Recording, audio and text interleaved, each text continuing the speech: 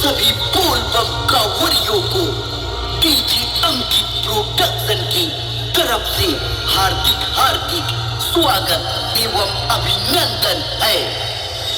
Mix by DJ Rajesh Benagoria. यहाँ के हर आदमी के मुंह से बस एक ही नारा निकलना चाहिए,